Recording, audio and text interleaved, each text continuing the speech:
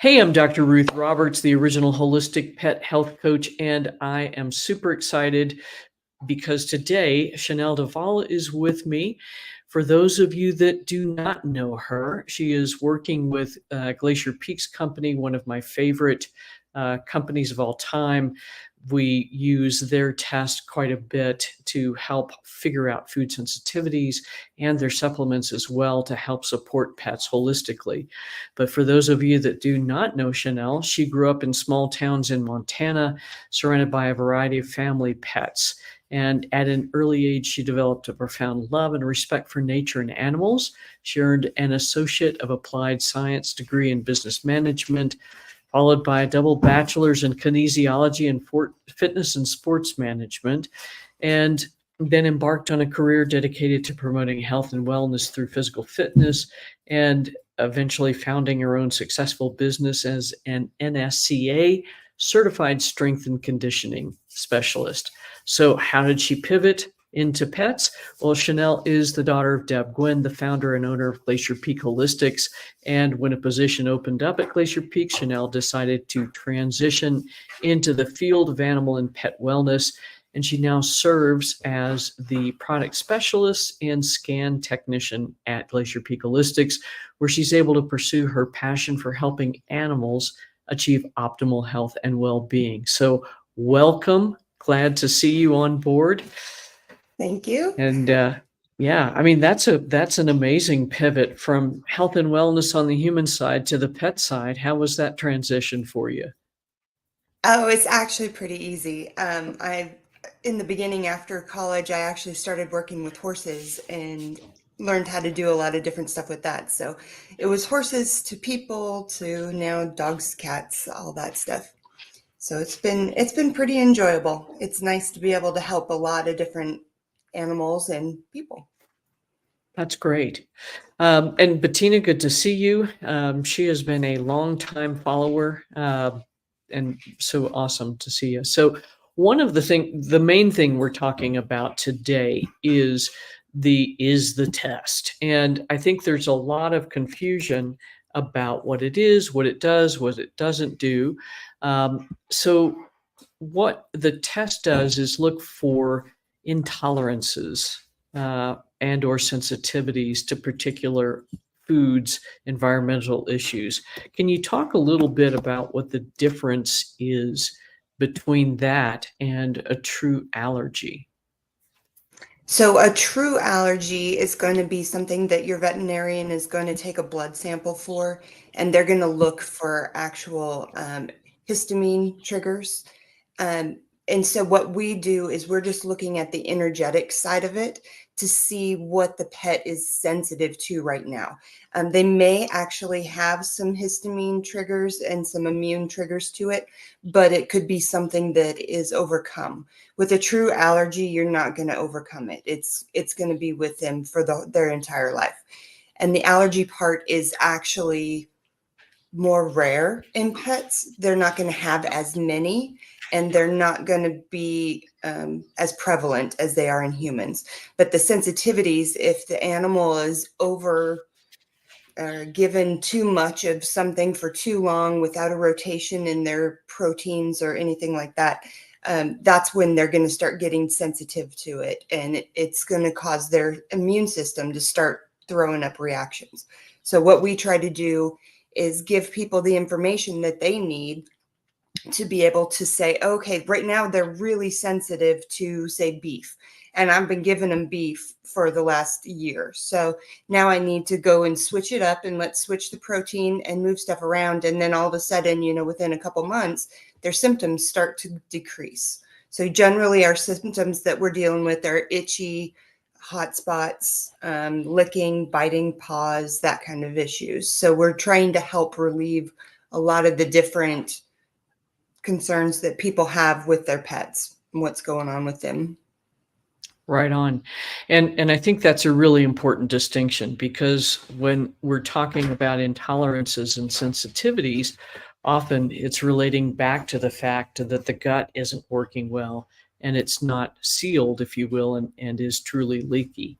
So this is part of why this test has been so incredibly valuable, because we can identify the things that are not working for this individual animal, and then take them out of the diet or out of the environment, and then give them a clean place where they can start to heal. So, and you've changed your, right on. You've changed the format of this, of the test. So I've got a kind of a copy of the older one, but what do all these asterisks mean? So that gets a little confusing for folks sometimes. So we've got, so on the new one, when a specific item is highlighted in either yellow or red, then the asterisk will pop up to include all of the milks or oils or any other types of that protein. So a question we've been getting a lot lately is, my dog tested sensitive to beef. Can they have organ meat? Can they have the bones? And it's no, it's all of it. So when we say beef, when we say rice, it's all rice. We need to cut everything out, let that system reset, relax for 60 days, and then you can slowly try to integrate it back in. But for now, it's the asterisks are going to include, generally, there's some that that will say like with the petrochemicals, it will say actually, this is generally where it's found, give you a better idea for that. But excuse me.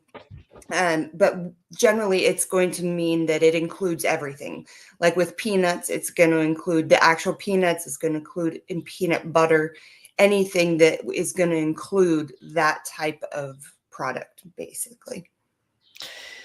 Thank you for that, because that's one of the things, like, everybody believes coconut oil is, the best thing ever invented, and it is an amazing thing, but there are a number of sensitivities developing to it because it is so commonly used everywhere. Right on.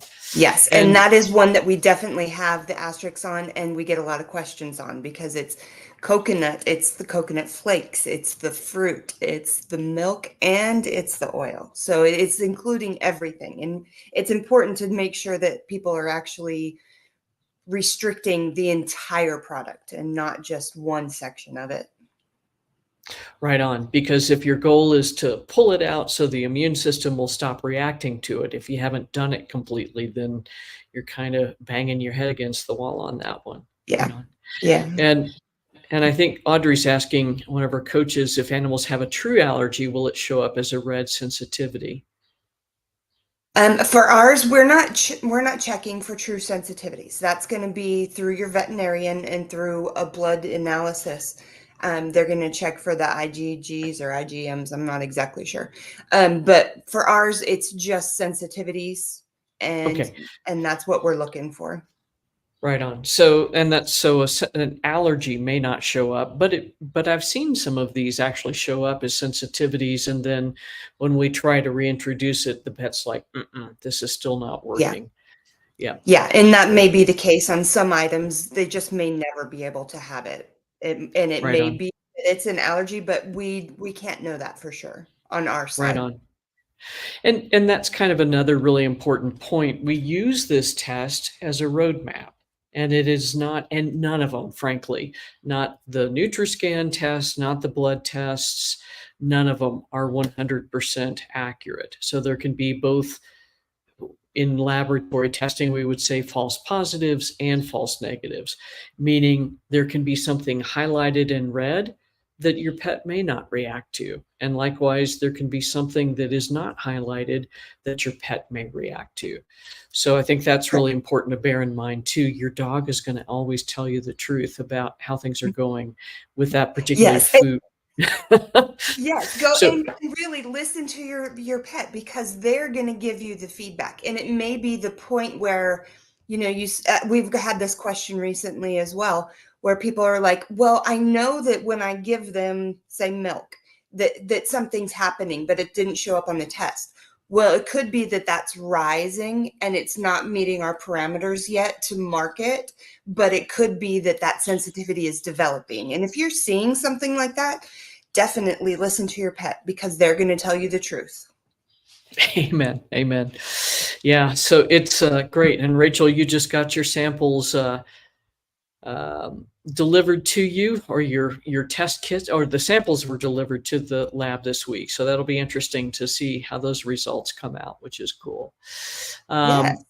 Yeah, and it's, and Chris, you're right. I mean, we're all slaves to kind of tradition. So the format was a bit of an adjustment. Actually, after looking at it, I kind of like it a little bit better. But yeah, it's like, oh, okay, we got to It keep up with does. the It change. takes some practice. It was definitely, it was difficult for us as well, especially as a technician going through, like I knew exactly where everything was on that list before, and having to go back and try to find everything. It definitely has taken some time, but now it's kind of settled in, and I like that it's broken up a little bit easier. And when people can print it, they can see it a little bit easier than the other one where everything was very kind of jumbled together. This kind of spaces things out a little bit more. Right on, right on. So one of the sections that gets really confusing is the energetic imbalances. And let me see if I can find at least the older version of that.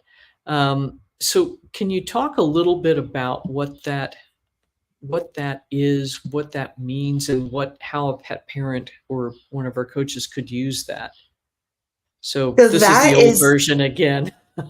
correct. Yeah, that's the old one. But it's essentially the same. So what we're doing, we don't have it in the diagram anymore, but we just have it so it's highlighted. And what this area is letting you know is that this is a spot where that pet is right now throwing out some imbalances. So when we specifically look at that section, it's giving us our parameters for, this is an issue right now. And we're not saying that this is something that is diagnostically, your vet needs to put your dog on thyroid medicine. We're saying that thyroid is stressed at this moment. It could be just something from that day, but at this point in time, when we did the scan, there's actually something going on. So if you're seeing actual symptoms of something, like if you're seeing yeast symptoms where they've got hot spots, their feet smell, they're getting ear infections, then it's probably a little bit more than just a daily thing. It's probably, yeah, there's probably some yeast issues going on there.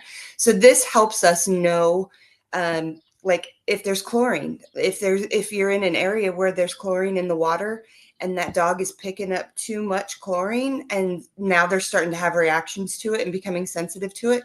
Well, now you can look and say, okay, you know what? I should be giving my dog filtered water for a while and help them clear their system out. So basically, this is just our diagnostic tool to see where the animal could use some supplementation, whether that is to try to help get rid of yeast, whether that is to try to get rid of some parasites. And on the area, when we look at the parasites, we're not saying, you know what, there's actual, there's issues going on specifically, but we're saying, you know what, they came up something in the gut that was throwing out some parasite issues. So maybe they do need some garlic or some diatomaceous earth to just supplement their gut. It's really just more of a supplementation tool than it is, a vet. We want people to take their animals to the vet if they think there's symptoms and there's issues.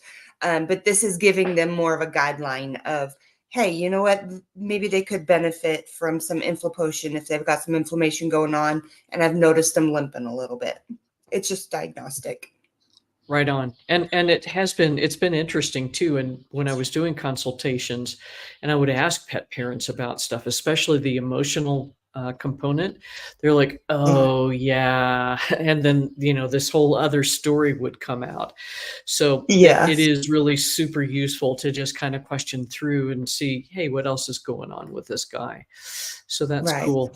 Um, and actually, Wendy's asking a great question. Can sensitivities change over time? Absolutely. Um, we always tell people, give it 60 days to take an item out. And once it's gone and you feel like they're feeling better and their symptoms have decreased, you can start to add it in slowly, one at a time, not overwhelming the system with add everything back in. But you could try a treat with it and see if you start to have some reactions. But sensitivities absolutely are going to change over time. That's why we recommend, if your dog is still seeing some symptoms or having some issues after 6 months or a year, it's okay to do the test again and see where they're at and see if the changes have been made that have decreased other sensitivities, but something else might be starting to pop up again. So it's a good idea that if you're seeing stuff, it's okay to go ahead and test again and test and see what's happening. But yeah, they're absolutely going to change. Right on. And this is the other thing too, is that we use this kind of as a foundation to start to heal the gut. And if we see, oh my Right. gosh, 6 months later, all of the things we pulled out, my dog's no longer sensitive to, but now that he's been eating these other things for 6 months, he's sensitive to all of these. What that's Yeah. telling us is that the gut is still not healed. There's probably Right. still some leaky gut going on. And that's where Mhm. we might use another test from innovative pet labs to look at specific parameters around gut inflammation, leaky gut, if the immune system is functioning better, and that may give us some Yeah. additional clues as well. So Right. yeah, really, really critical. And I think, we have a lot of folks that'll be like, well, I had this Glacier Peaks test from 2 years ago. And honestly, it's That's too long. interesting historical information, but Yeah. really need to retest to make sure that we're getting accurate up up Yeah. to up And to on date that, information. correct. Yeah. And on that note, just to let people know as well, we do not keep records over 6 months because of that reason. So it's going to change over time, and we don't want to give out information that may not be correct for that time. So we only hold this old prior scan results for 6 months, and then we don't have them anymore. Right on, right on. So I think we addressed part of this, but just to kind of drill into it a little bit further, if an item is not showing up as reactive, but the pet seems to be showing signs of intolerance, why might that be? Like I had said earlier, I think it could be that it's starting to, and it's just not on our parameters yet as far as how bad it is. It could be that on the day that we do the test, it's just not, they didn't have it that day and it's not showing an issue. So really our test is a snapshot in time. It is one little area of time and what was going on at that moment. That's why we don't recommend doing a test earlier than 6 months as well, because things can be changing consistently, day in and day out. So we go off of one time and that's it.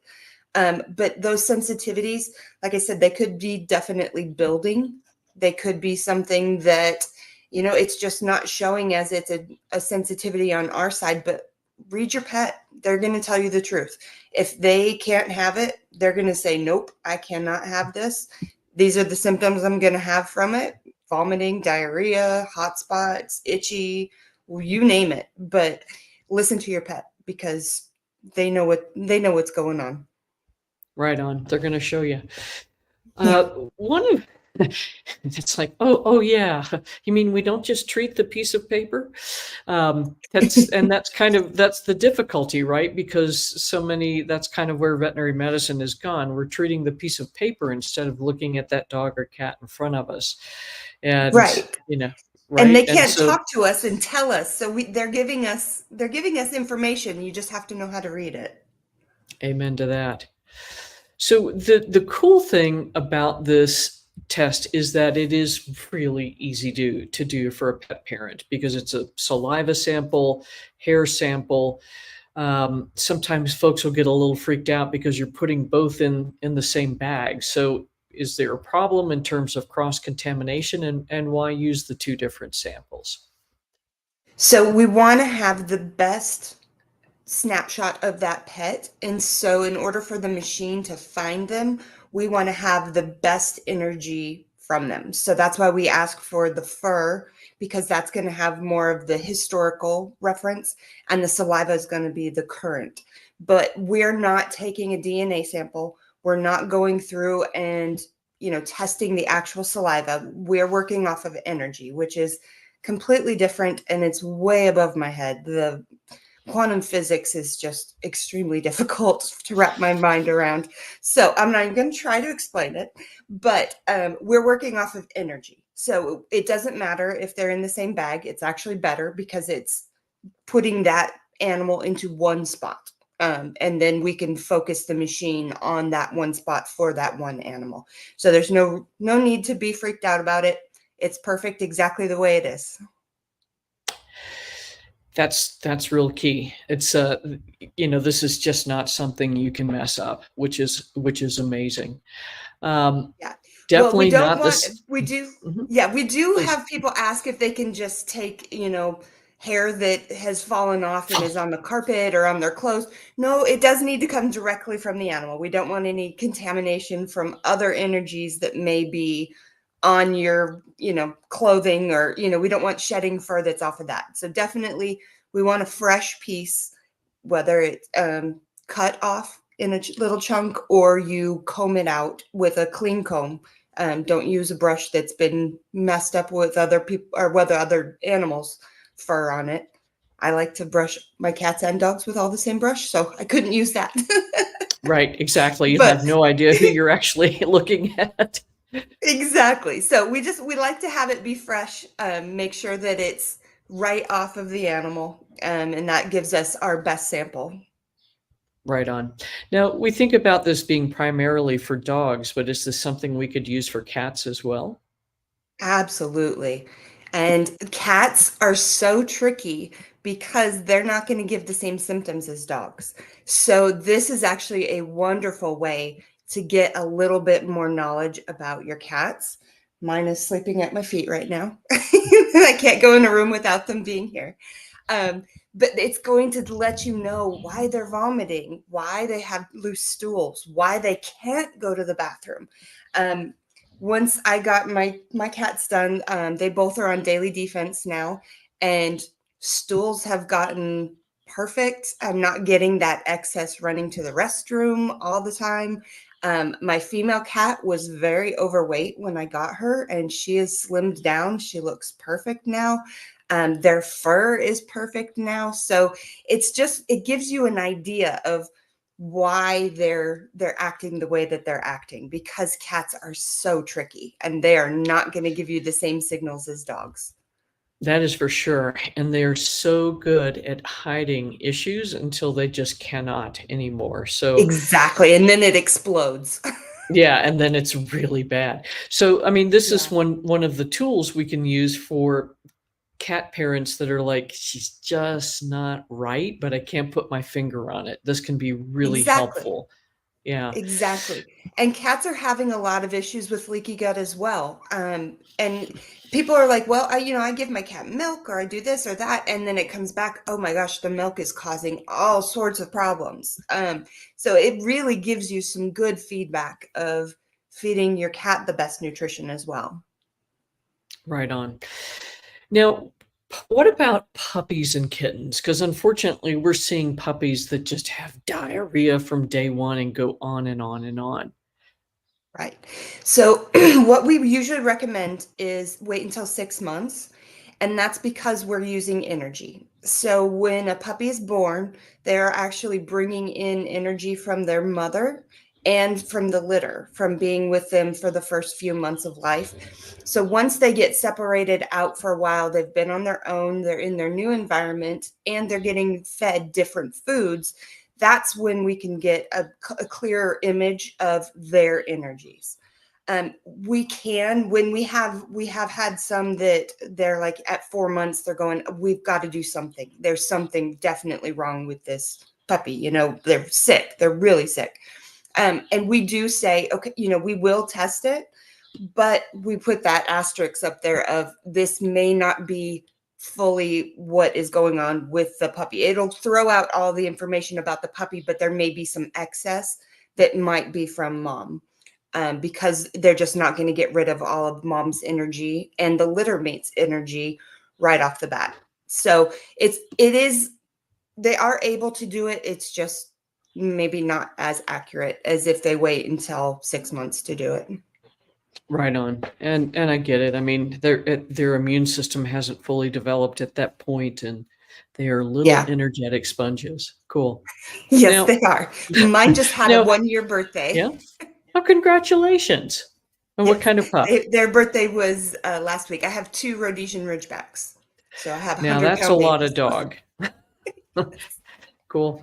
Now, what if one of a dog or a cat is on some sort of medication? Will that impact the test It results? it won't. What we do say is with antibiotics, we try to wait until that antibiotic course is finished before you take a sample. So, generally it's 10 days or so. Wait until afterwards to do it. But it's not going to mess it up if they've gotten an Apoquel shot or if they're on something else, because we're working off of energies, and it's just going to come up with the sensitivities that are happening. Right on. Um, and that's it. I mean, there's sometimes that these pets are going to be on these medications long term, but this is the step number one to working towards getting them off of the meds. Right. Um, and then, sort of likewise, when you're gathering samples, you talked about combing the hair out or trimming hair from the body. But in terms of the swabs, should somebody wait until before or after the pet eats to gather samples? We do say, if you can do it before a meal, then that would be best. If they've eaten, wait a couple hours just so that they don't have their meal's saliva directly in the mouth at that time. Let them have some water and flush some stuff out. But generally, it's not going to make a huge difference. But we do say, if you can do it before their meal or a couple hours afterwards, that's going to give us the best sample. Right on. That makes total sense. Now, one of the other things that you cover in this test, which I think is very helpful, are environmental things. So, plants, grasses, trees, and then chemicals and all of that stuff. So, this Right. is not an allergy test, but again, it may be indicating there's sensitivity to these things. And then, so what Correct. should the pet parent do with regard to these types of sensitivities? So what we've been seeing a lot lately is motor oil, and I'm not sure if it's just the time of year and stuff getting on the road and it's not getting flushed out because of rain or drought stuff or whatever. But I'm seeing a lot of motor oil, so I'm guessing it's from walks and being on the concrete and stuff. So when we see those type of things, we've got a lot for paint, plastics. It's try your best to keep them out of that environment or exposed to that product. A lot of times people will go through and be like, oh my gosh, I had no idea this chemical was in XYZ, and so they'll go through and start looking to see if their floor cleaner might have what they're popping up sensitive to, and they might not know that their pet is having an issue with something that they're using. So it gives them that feedback to say, hey, you know what? I'm actually not helping my dog right now or my cat. And the other one that's really big is the chlorine. And it's just in their water, it's in the pools, especially summertime. We're having lots of issues with that. And that can cause a lot of skin issues and irritation. So it's helping the pet clear that out of their system. If you know that that's a problem, now you can start removing it. The plastics, a lot of toys, make sure that they're not chewing on toys that have plastics in them. Sometimes we have K-pop come up, which is the stuffing inside toys, the soft stuffing. So if your dog is one that likes to destroy and tear them up and eat them, that could be a part of the problem. So we may need to just change the toys out. But it just gives people a better idea of what is causing issues. So if there's a couple different, petrochemicals or chemicals that show up, you can try your best to restrict their exposure. Outdoor ones, you're just going to have to do your best. If something's in season, it could be that they just have a more allergy prone sense to maple or oak or, something like that. And during those seasonal times, you want to support their immune system as much as possible. So this is going to give you that information to be able to supplement and help their immune system and boost it. Right on. And the thing that's so interesting to me is that once we started working at the level of supporting the gut and healing the gut, what I found in clinical practice was that the skin allergies or environmental allergens were the issues were much, Right. much reduced because the Right. immune system was functioning better all of a sudden. So Right. it's all good stuff. Um, and then I think, what you're saying too is like you look at this list of chemicals and it's like, well, what even is this stuff? So I think it's been Yeah. very helpful for a lot of pet parents to start to research what this stuff is and then look at what's in their cabinets and their cupboards because Yeah. oh, I've been buying Mr. Clean for 20 years. Well, I guarantee you the Mr. Clean formula has changed pretty Exactly. dramatically over the Yeah. 20 And years as yeah, And some of them is like the adhesive side of tape and stuff like that. Those have been some that have been interesting to me because, the cats like to get into the boxes and start chewing that stuff. Well, it's any of the adhesives or the backside of the tape or the glues. And those are coming up as a lot of issues lately too. So it's just giving you the knowledge of start looking around, see what they're getting into, and then see if maybe something on it is on that list. right on. And I think that's kind of the difficulty, and that's part of why this test is so useful, is that our level of exposure to all sorts of stuff is horrifying. But what's Yeah. more horrifying is that our pets are exposed at 5 times or more, than we are Hmm. because of where they live. We had one of our Yeah. coaches, her dog's liver enzymes just went astronomically high, and the thing that we could suss out was that this is during winter when everybody's using the de-icing salts. Well, lo and behold, those are derived from fracking brine, so the stuff that pushes the oil out of the earth, and because that's Yeah. going down so far, it's actually picking up radium. Um, yeah, it's like, oh, My gosh. awesome. Yeah, so it was like, okay, great, something else to worry about. But what happened was when she became aware of that, she's just started washing her dog's feet really well and using booties when she could. But I think that's Huh. just so critical is to like really think about everything that your dog's being exposed to. The other Right. really sad thing is that the fracking brine is used to make salt for saltwater pools and spas. So that's probably not so great too. And it's like, oh my God. Yeah. It's just like if Yeah. this is Yeah. gonna, So they're yeah, just getting it everywhere. right Yeah. on. Exactly. So Sharon's asking about St. Augustine grass. So if the test comes back positive for grass in general, would this be an issue as It's well? not specific on there. Actually, St. Augustine is on our list to add. We're working on updating as we see things come up, and especially people who are in different environments than what we normally see. Those types of grasses, St. Augustine, and I think Zoeosa. I can never say that one right. Those are Zoysia, yeah. yeah, yeah. Those ones that are on our list to add. So as we start to see people ask questions for it, we start a list. And then as they become more popular, then we work on trying to add them all to all of our machines. So Right that on. is actually one on the list to add. Cool. Because unfortunately in the Southeast, that's become extremely popular because that's what all the Yeah. landscapers, oh, this looks nice and we can just plant it. So Yeah. for those of you watching, I put a code in. Hopefully this has shown up yeah, um, on Facebook as well. It gave me an error message. But if you have not done, I'll just repost it for fun. If you've not done a pet intolerance test, uh, here is a code where you can go get 10% off. The test itself is very inexpensive at $129.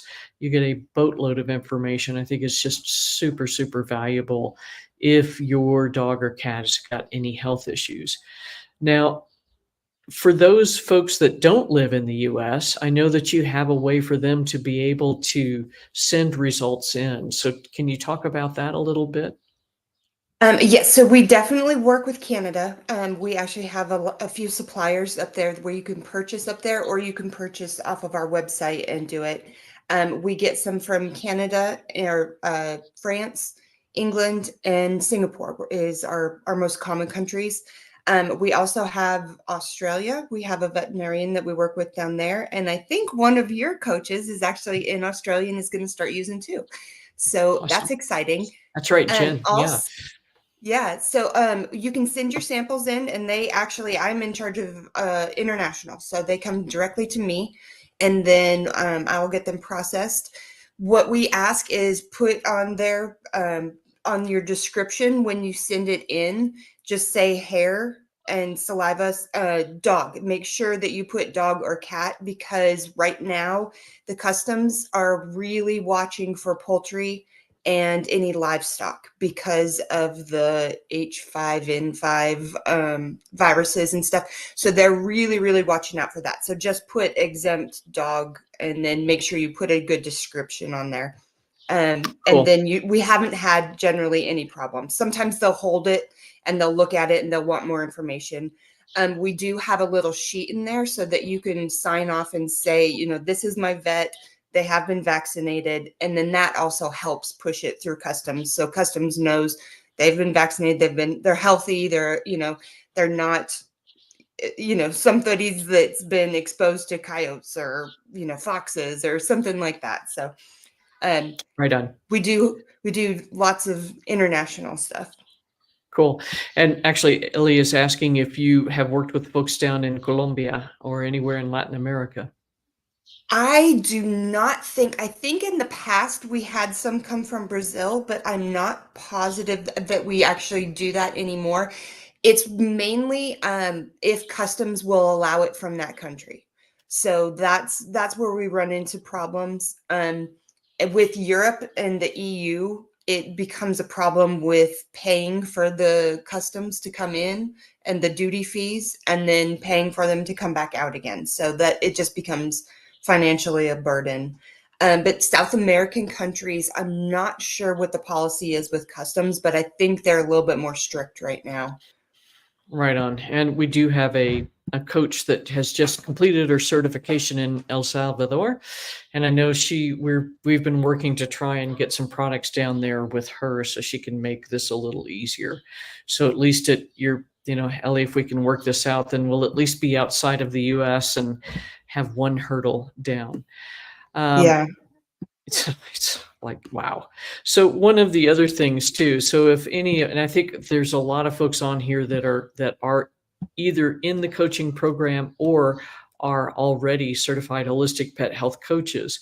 But if you are struggling with a chronic health issue, you need a way to, like, okay, I have these test results. What do I do now? That's what the holistic pet health coaches are here for. I've trained them to learn how to interpret these tests, how to develop rotation and elimination diets, and develop diets that you can make at home to help alleviate some of these issues and really work through it. So that's part of what we do, is use this information and then help you be able to apply it to really amplify your pet's best health. So if you guys And have we actually questions, send we send people to your coaches as well, because we don't want to give out false information, because we work with the supplemental side and we don't work with the food side. So we like to work hand in hand with your coaches and be able to send people to them so that we know they're getting the best information possible.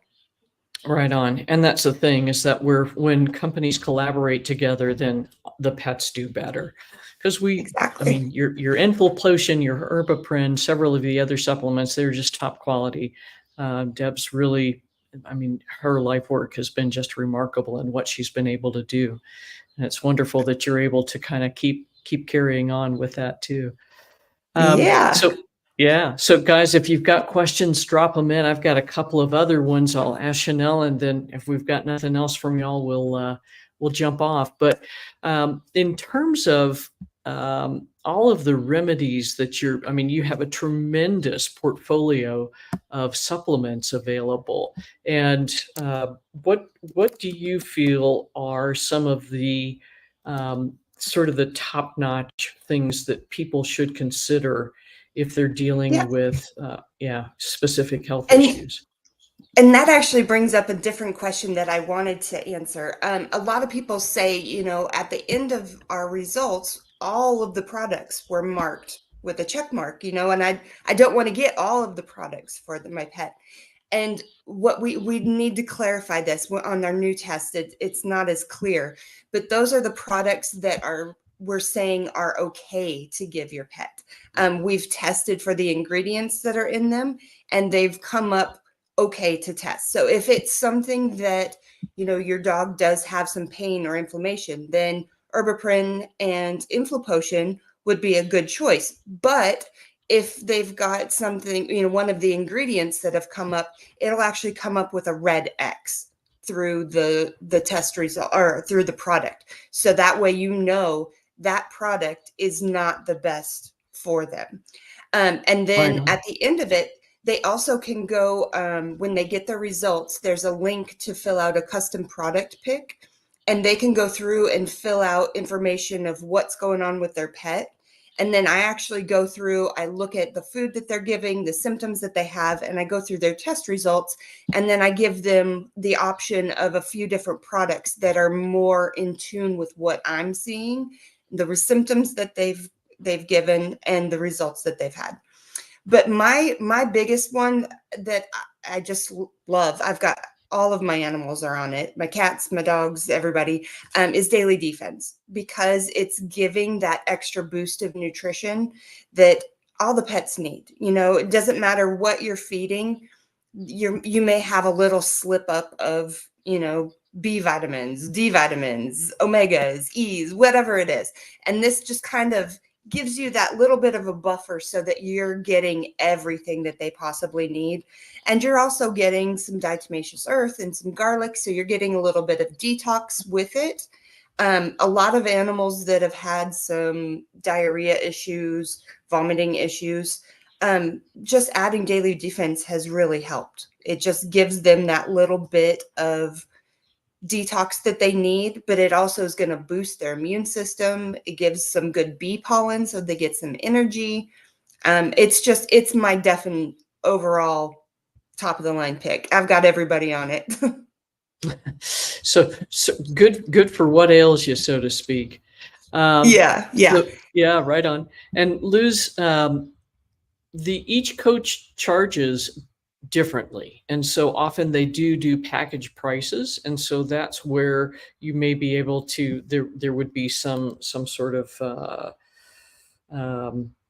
consideration, so to speak. And so what I would suggest doing is go to our website, go to the page called Find a Coach, and I'll drop a link here in just a second, and kind of see for the allergy test. No, I think it's a one price fits all, because there's a cost for each test and kind of but with this 10% discount code, that will save you a boatload of money on 4 tests. But with the coaches, you just head over and check them out, see who appeals to you in terms of working with them, and often there are package prices available. And you can certainly talk to our customer support. They'll be able to kind of pre-ask that question for you. And then Rachel's asking, would the time of the year the test is done impact the results? So if summer's when the dog's more itchy, would more red show up then than if she did it in the winter? It could for environmentals, because that's when you're going to start having the pollens out in the air from the different grasses or trees. And so that could be that you're seeing more of an environmental sensitivity pop up. And so if you're having issues where they're more red or, itchy in the summertime, that's definitely where you want to test them, or when you want to test them, because that's going to give you the answers. If they're not as bad in the winter, then it wouldn't make sense to test them in the winter, because you're not going to have any of those sensitivities pop up like they would if they're getting overexposed to the pollens in the air. Right on. And that makes sense. The more burdened, the more reactive the system is, and Right. energetically, And more of that's a going to show load up. on the immune system. The immune system's taken a bigger hit when they're getting bombarded with so many different pollens and things in the air. Amen. Amen. Cool. Well, Chanel, thank you so much for your time You today. are Would welcome.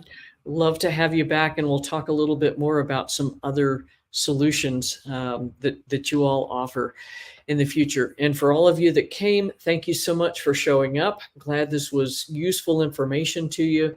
Use that 10% discount code to start getting some answers for your pet's health.